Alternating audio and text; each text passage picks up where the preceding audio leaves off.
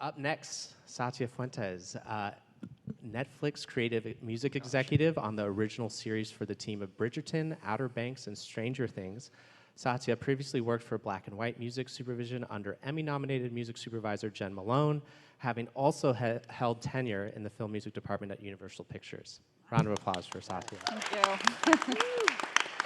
So Satya, as a jazz ethnomusicology, it comes out eventually.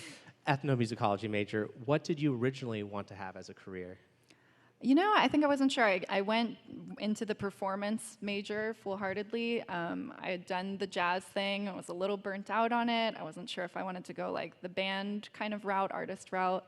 But my dad was a filmmaker, and I was kind of looking for something that bridged more of my interests. And when I found out about music supervision, I was like, oh, this is really cool. This incorporates storytelling. This incorporates music as a narrative. And I think that's when I figured out, like, oh, this world of sync and music supervision exists, and I got really, really excited. Absolutely. And can you tell us what it was like, and this is for all the seniors and juniors especially, upon graduating from UCLA, how did you land your first full-time job? To be completely honest, it was abysmal for a few months. It is so difficult to get a job, not to scare people, but it can be so challenging to get a gig right after school. And I thought it was so sad. I did so many internships while I was at UCLA, and I thought this is going to be a breeze. And I got nothing for like a few months, and I was terrified. And I was like, how could this happen to me? I thought I did everything right. I did everything by the books. And it was so hard. And like, frankly, my first job out of college wasn't exactly what I wanted to do. It was selling on the sync side, so like pitching music.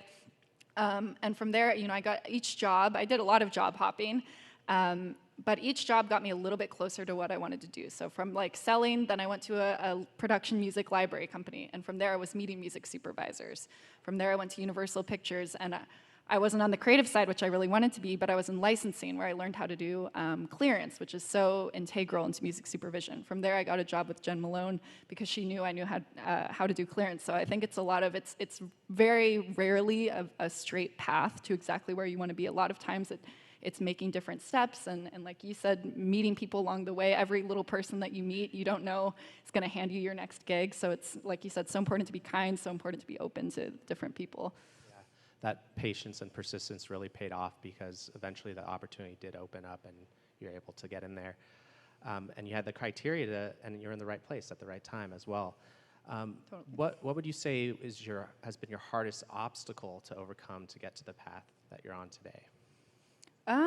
Honestly, it's that. It's a lot of, you get a lot of no's before you get a single yes. And, you know, you see where they are and you think, oh, they're so successful and it must have been so easy for them. And I had a million no's, I had a million heartbreaks, and I took a lot of jobs that I wasn't excited about, I wasn't super proud of.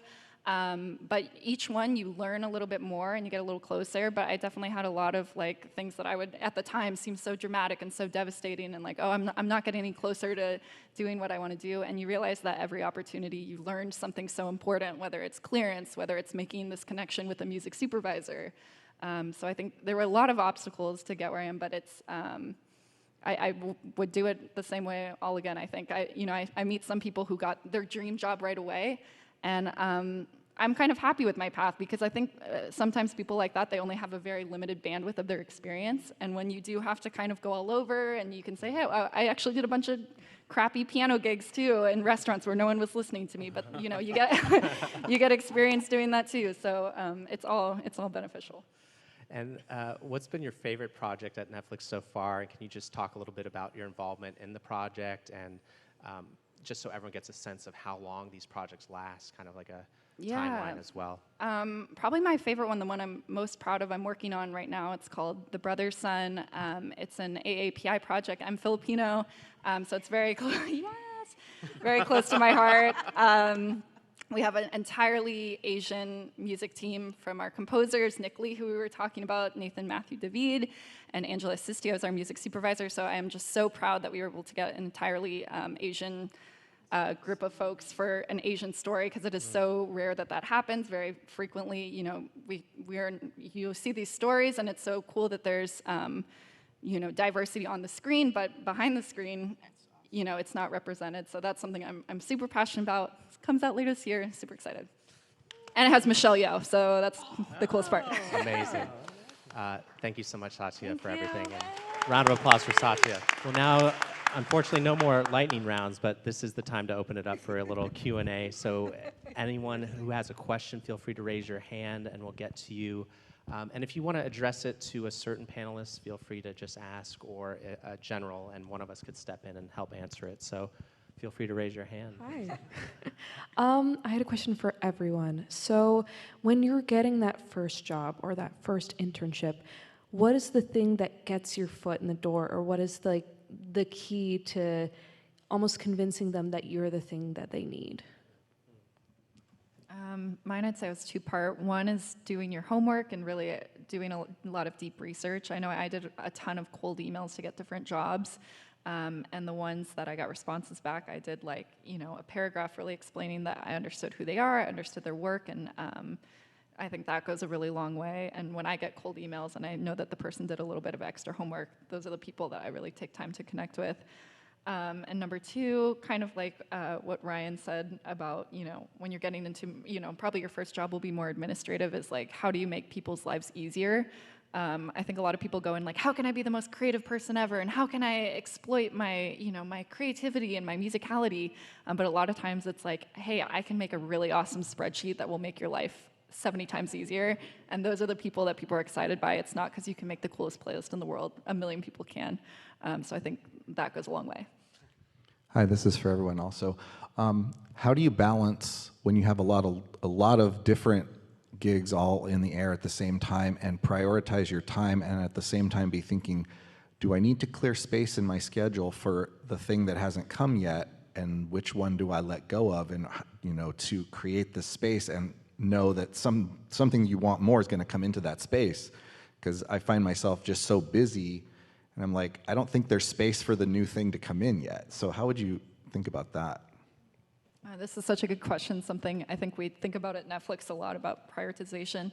But for me, I think it's a lot of compartmentalizing different parts. So, it's like in part of my day, there's some things I absolutely need to get done by the end of the day. There's some things I need to get done by the end of the month, or it's a project that's a 6-month project. And then also making time, I think, for your, what is your mission? What is your driving thing outside of your corporate life? What is your artistic mission? And how can I contribute a little bit to that every day? And the larger goals, because I think it's really easy, especially in a corporate job, to just kind of go day to day, and you lose kind of the zoom out and the bigger picture. Hi, I think my question, is mostly for the gigging side, but a conversation that I have a difficult time with, or that I find a lot of people don't give a lot of information on, I think is payment and rate. And I'm finding myself kind of how do I go into this conversation knowing that I'm getting paid what I should be and I'm not getting ripped off, especially because I've no prior knowledge. So how do I kind of enter that conversation and kind of establish a rate? As a guide. I'm not sure if you're doing it in a corporate sense or a more gigging kind of thing. I will say California law now requires them to post a range of salaries. That's a new thing. So that's really beneficial. That hasn't been around before, and you can get a good kind of estimate of where you are. And I think using ranges is really valuable from those initial conversations, if it's with HR or an employer, to really kind of understand where you are. In my initial conversations, I'm always really vague, and I give a big range, and I say, are we in the ballpark? Because if we're not in the ballpark, then maybe it's not an opportunity. But I will also say another thing is I've taken a few jobs that I've taken a pay cut, but it's ultimately got me way more money later because of that opportunity was worth more than a job that was paying more. So it's not always a straightforward line as far as your income going like this. A lot of times, my income's definitely been like this. So, yeah. Having worked with a lot of conductors, being a cellist, I've had a lot of, interesting times that I've had to go through. How would you deal with a problematic person in your field? Just out of curiosity. Thank you. Same thing, kill them with kindness, and also, I don't know if, in my specific world, a lot of times if there's a disagreement creatively, is giving a menu of options, because there's so many different ways to do it, and I think if you give people options of different ways to approach it, you can usually mediate a solution. Well, there we go. Thank you, everyone, so much for coming to the first Insider Access at the UCLA Herb Alpert School of Music. Really appreciate it. There's a couple people that I just wanted to thank real quickly. Dean Strempel, Liz Volwinkle, Brandon Faber, Cameron Roberts, Sean Allen, and to all of our amazing panelists, Nicole Cohen, Nicole Garcia, Satya Fuentes, Vince Villanueva, and Jeff Kripke. Thank you so much.